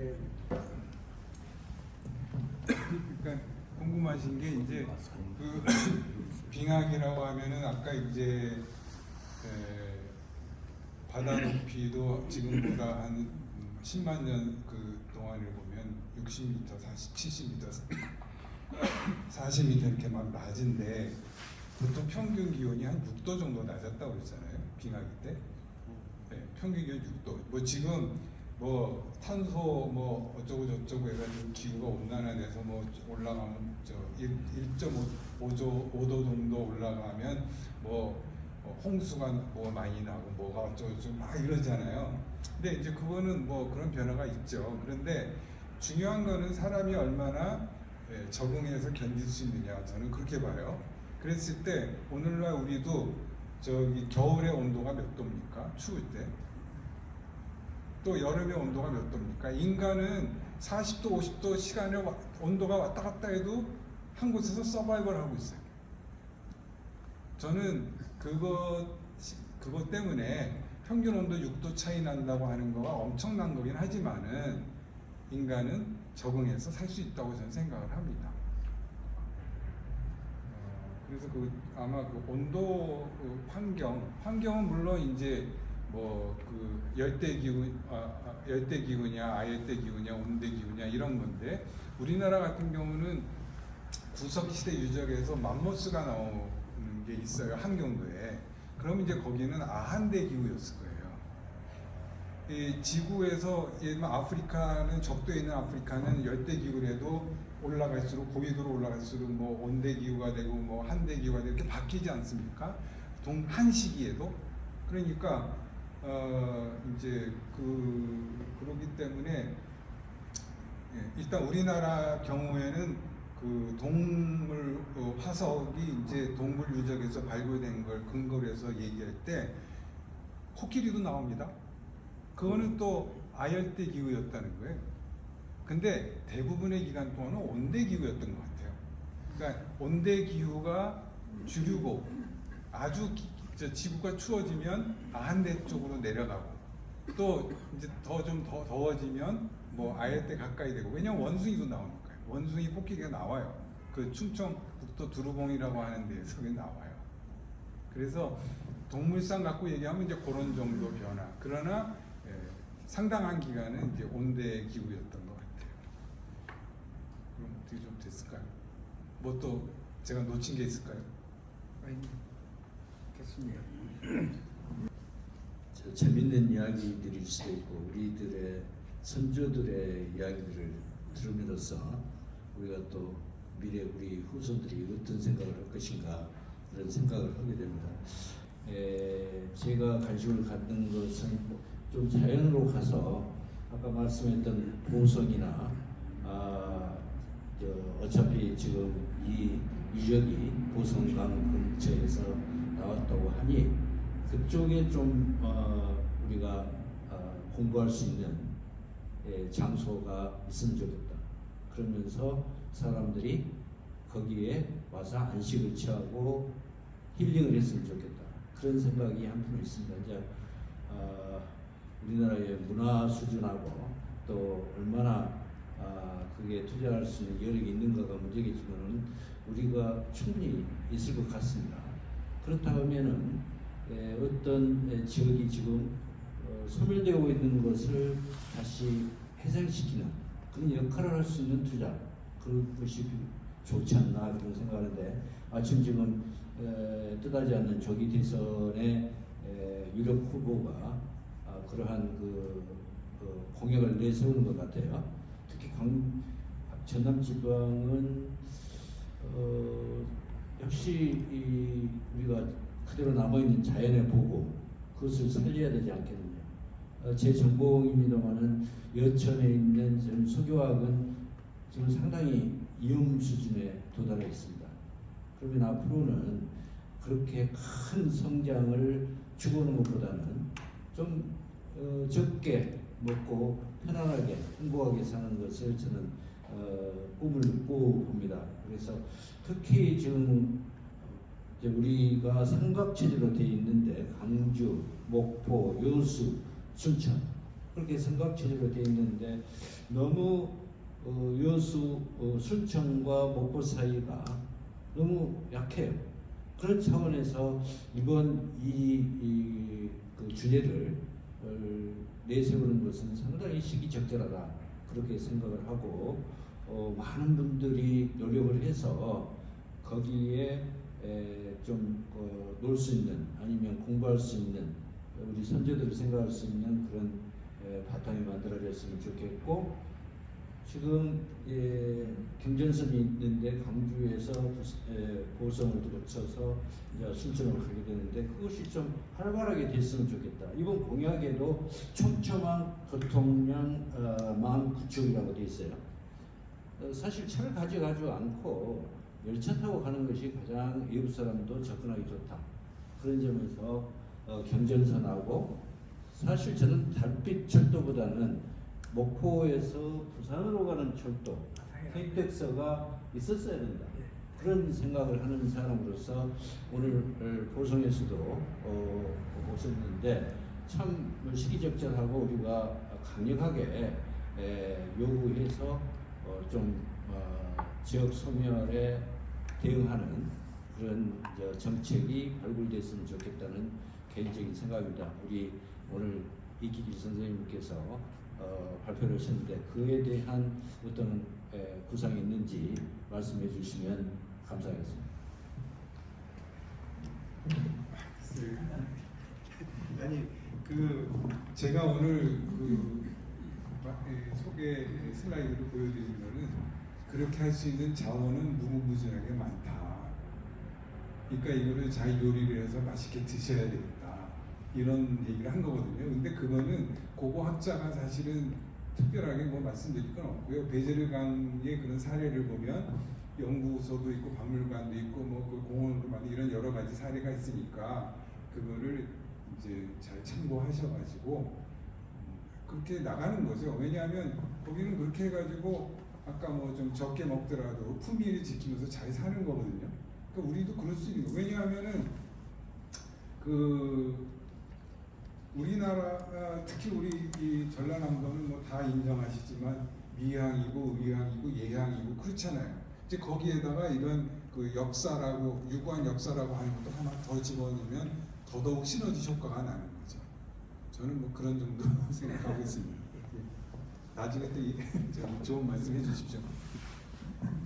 네, 뭐 하여튼 뭐 아주 발표를 잘해주셔가지고 질문이 굉장히 많습니다. 많지만 일단 베제르강에는 제가 듣기에는 라스코 동굴 벽화가 있고 그 다음에 사람의 크로마뇽이라고 그래서 사람 머리도 나오고 그래서 뭔가 조금 사람들이 혹할 수 있는 재료들이 있는데 우리는 아까 여러 군데 이렇게 나왔다고 말씀하셨는데 그런 걸로는 혹시 좀 부족한가?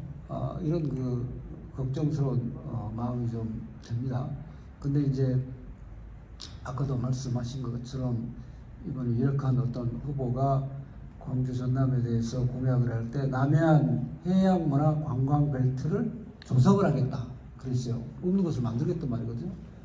근데 이제 우리가 이제 이런 내용들을 이미 보냈다고 이제 말씀드렸죠. 그래서 그런 것이 어느 정도 적용이 되고 있는가 하는 조금 긍정적인 어떤 생각을 할 수 있도록 그렇게 지금 나와 있어요.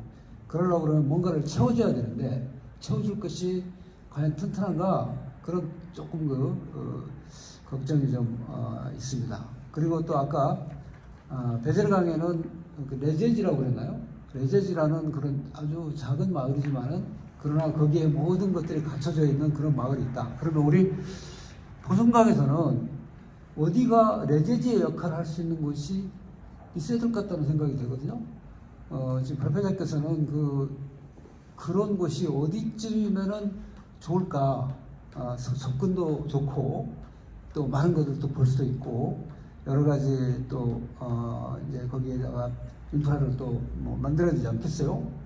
그런다고 그러면은 어느 정도 괜찮을 것인지 혹시 그런 구상이 있는가 그런 생각이 좀 됩니다만 간단하게 좀 답변해 주시죠. 근데 역시 그런 거는 보성강 유역에 분포하는 유적들의 성격이 다 달라요. 그러니까 구석기적이라고 매 한 가지가 아니고 여기는 본거지 베이스 캠프 역할을 했던 곳이 있고 그러니까 어떤 거점이죠, 거점. 그러니까 거기서 일본산 흑요석하고 백두산 흑요석이 나오는 거예요. 유적마다 다 안 나와요. 그러니까 그 유적의 성격에 맞는 그런 시설을 만들어야 되겠죠. 예를 들면은 융복학 연구원을 어디다 만들 것인가. 일본의 메이지 대학의 정책을 보면은 메이지 대학이 흑요석 연구를 아주 관심을 갖고 하는데 그 원산지에다가 메이지 대학 흑요석 연구센터를 만들었어요. 그리고 거기 주민들은 흑요석 박물관을 만들었어요. 그렇게 해서 학교 주민들이 이렇게 연계해가지고 그런 시설을 했기 때문에 하나의 코스가 딱 되는 거죠. 그러니까 이제 저는 어떤 생각을 하냐면은 유적 조사를 쭉 해보니까 보성강 최상류 지역에 석기가 나오는데 소 머리만한 큰 돌로 석기를 만든 거예요. 목돌이에요, 목돌. 겹지를 떼내고 남은 목돌이에요. 어미돌이 있어요. 그렇게 큰 돌이 있다고 하는 건 뭐냐? 거기 석재가 많다는 거예요. 그 석재가 많다는 건 뭐냐? 원산지다, 원산지. 아마 언젠가 뉴스에서 그 중국에서 백두산 근처에 그 흑요석으로 만든 엄청난 그 목돌이 나왔다고 하는 거 본 적 있으실 거예요. 그거는 원산지 아니면 그런 거 나오지 않습니다. 그러니까 다시 얘기하면 제암산, 일림산 그쪽에 석기 만들기 좋은 원산지가 있는 거예요. 그래서 저는 보성강의 구석기 문화의 그 시작점, 어떤 그 뭐랄까 모태가 되는 곳이 어디냐? 지금 제암산 자연휴양림이 있는 그 근처일 수 있다, 그런 생각을 하고 있어요. 그럼 그런 데다가 연구원을 지으면 저는 좋게, 학술적으로는 좋다고 생각하는데 이제 거기에 뭐 교육적 환경이 저기 뒷받침되느냐? 왜냐하면 연구원들이 와서 애들 키워야 되는데 거기 교육하기 어렵잖아요. 어떻게 될지는 모르겠어요. 그러나 이제 일본의 사례를 보면 뭐 그런 것들이 있기 때문에 참고를 할 수 있지 않겠나. 그러면 이제 뭐 테마파크도 만들고 어디도 만들고 하면은 예를 들면 월평 유적이 아주 저 베이스 캠프고 그 입지가 좋고 하니까 그 주변에 그런 걸 만들면은 또 순천의 국가정원하고 해가지고, 사실은 순천의 국가정원은 자연유산이에요. 자연유산에 정말 잘 만들어놨어요. 그런데 그거가 좀 부족해요. 그 문화유산으로 또 뭐 하나 쫙 만들어 놓으면 자연유산과 문화유산이 합쳐져서 시너지 효과를 딱 낼 수 있을 거예요. 순천시는 그런 생각을 좀 해야 될 것 같아요. 제가 볼 때. 네, 그런 식으로 이 유적의 학술적인 그 성격, 뭐 특성, 뭐 이런 거와 그런 시설 들어가는 거에 그 성격과 이렇게 결부해가지고 보성강변에 이렇게 군데군데 하면은 좋죠. 혹시 보성에서 오셨는데 보성에는 혹시 그런 거 들어갈 만한 게 없어요? 네. 그 보성강 유적을 놓고 보면은 아까 이제 유적 대표적 유적이 끝에서 끝 두 군데잖아요. 장흥 신궁유적하고 순천 월평 유적으로 이제 어떻게 보면 볼 수 있는데, 아까 말씀하신 대로 성격에 따라서 그런 시설들을 갖추게 된다면 보성에서는 과연 어떤 시설이 들어오는 게 이제 좋은 건지, 아직 좀 더 발굴이 더 돼야겠지만 생각하시는 곳이 있는지 여쭤보고 싶습니다. 근데 이제 사실 그런 것들은 저기 여러 전문가들이 모여서 그 마스터 플랜을 짜야 돼요. 그게 저 한두 사람이 그냥 이 아이디어 내 가지고는 부족하고요. 그래서 아무튼 여러 사람의 중지를 모아서 그런 걸 해야 된다고 봅니다. 그러니까 보성은, 그리고 이제 장신북은 보성강 상류고 월평은 사실은 중류 쪽이죠. 송강면이니까. 다시 얘기하면은 그 중간에도 유적이 좋은 게 있는데 발굴이 제대로 안 된 것들이 있어요. 하주 쪽도 그렇고.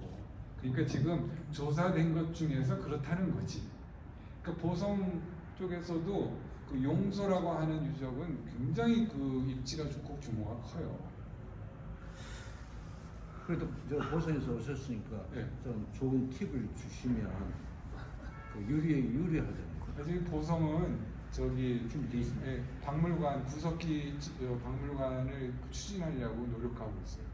근데 저는 그렇게 생각해요. 만드는 사람이 좋은 아이디어 갖고 먼저 만드는 사람이 임자예요.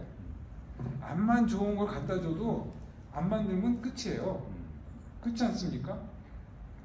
그러니까 그거는 좋은 생각을 갖고 눈을 딱 떠가지고 이건 참 될만해, 좋아, 그런 걸 시작하시는 사람이 그 선구자가 되고 임자가 되는 거니까 하십시오.